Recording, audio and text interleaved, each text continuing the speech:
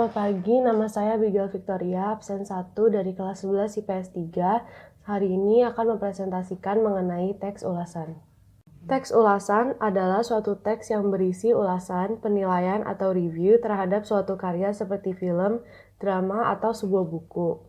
Beberapa ciri-ciri dari teks ulasan yaitu memuat info berdasar pandangan atau opini penulis tentang suatu karya atau produk, opini berdasar fakta, dan struktur yang terdiri atas orientasi, tafsiran, evaluasi, serta rangkuman.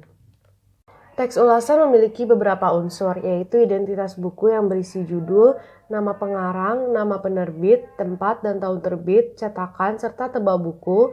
Yang kedua yaitu macam atau jenis buku.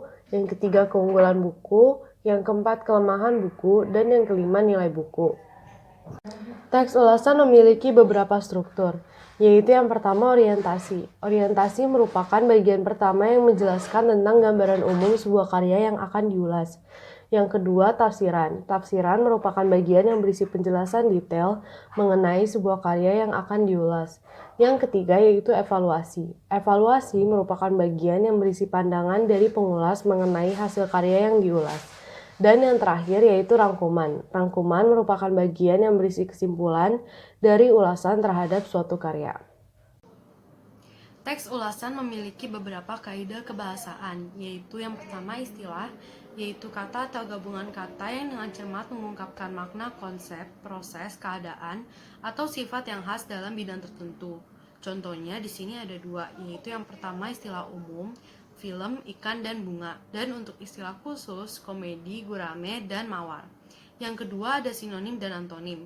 Sinonim adalah kata yang memiliki bentuk yang berbeda tetapi memiliki arti atau pengertian yang sama atau mirip.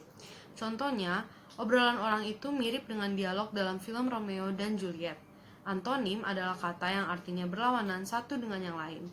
Contohnya, besar atau kecil bukanlah jaminan barang itu berharga atau tidak. Yang ketiga ada nomina. Nomina sendiri adalah kelas kata yang menyatakan nama dari seseorang, tempat, atau semua benda atau segala yang dibedakan. Contohnya ada nomina dasar seperti rumah dan jalan, dan nomina turunan seperti perumahan dan jalanan. Dan juga ada imbuhan pe, an, dan an. Nah, yang keempat dan terakhir ada verba atau kata kerja. Verba aktif adalah verba yang subjeknya berperan sebagai pelaku atau menunjukkan tindakan atau perbuatan. Contohnya, Putra memelihara ikan gurami. Sedangkan verba pasif adalah verba yang subjeknya berperan sebagai penderita, sasaran tindakan, atau hasil. Contohnya, film horor kini banyak disiarkan televisi Indonesia. Berikut ini contoh dari teks ulasan mengenai film yang telah saya ulas. Nah, bagian pertama dari teks ulasan adalah informasi umum. Berikut informasi umum dari film yang telah saya ulas. Nah, film yang saya ulas ini memiliki judul Cek Toko Sebelah dengan sutradara Ernest Prakasa, produser Chan Parves Servia dan Via Servia, penulis Meira Anastasia, musik GAC dan The Overtones, distributor Star Vision Plus dan Netflix Video. Film ini rilis pada tanggal 20 Desember 2016 dengan durasi 1 jam 44 menit menggunakan bahasa Indonesia. Film ini memiliki banyak pemain, seperti Ernest Prakasa sebagai Erwin, Chiu Kin-wah sebagai Ko Ah-fook, Dion Wiyoko sebagai Johan, Gisela Anastasia sebagai Natalie, Adinia Wirasti sebagai Ayu, Dodit Mulyanto sebagai Kuncoro, Tora Sudiro sebagai Robert, Yeyen Lydia sebagai Anita, Andi Wijaya sebagai Ojak, Ajis Doa Ibu sebagai Yadi, Arafa Rianti sebagai Tini, Asri Pramawati sebagai Ibu Sonya, Abdurrahim Arsyad sebagai Vincent, Yuda Keling sebagai Diding, Melisa Karim sebagai Elisa, Nino Fernandez sebagai Reno, Arif Didu sebagai Dr. Cahyo, dan masih banyak lagi. Cek Toko Sebelah adalah suatu film Indonesia yang dirilis pada tahun 2016 yang memiliki 5 tokoh utama, yaitu Erwin, Ko Ah-fook, Johan, Natalie, dan Ayu. Film ini mengisahkan tentang Erwin atau Ernest Prakasa, pria lulusan universitas luar negeri yang sedang menikmati karirnya. Ia memiliki kekasih cantik yang tak kalah sukses yaitu Natalie yang diperankan oleh Gisela Anastasia. Suatu hari, Erwin menerima tawaran untuk dipromosikan kerja di kantor Singapura. Sayangnya, ia harus melewatkan kesempatan itu karena ayahnya Ko Ah-fook. atau Cekinwah tiba-tiba jatuh sakit. Tak hanya itu, Erwin diminta mengambil alih toko sembako milik keluarganya. Erwin terpaksa menghabiskan sebulan waktunya untuk mengelola toko.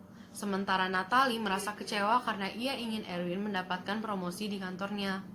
Drama kehidupan Erwin semakin rumit setelah kakaknya, Johan, yang diperankan oleh Dion Wiyoko, merasa tak dihargai. Johan kesal karena ayahnya lebih sayang pada Erwin, padahal ia merasa lebih perhatian pada orang tuanya. Meski begitu, Ko Afuk sulit mempercayai Johan yang selalu memberontak. Belum lagi, istri Johan, Ayu atau Adinia Wirasti, juga sering berselisih pendapat dengannya. Film ini memiliki beberapa kelebihan, yaitu ceritanya mengalir dengan baik, sampai penonton akan dibuat tertawa dan galau berkali-kali. Selain itu, kelebihan kedua dari film ini yaitu film ini menghadirkan banyak pemeran pendukung, mulai dari komika, komedian, youtuber, hingga kaisang anak Presiden Jokowi. Mereka punya peran untuk menghadirkan unsur komedi dalam film ini sehingga menyeimbangi unsur drama yang membuat galau.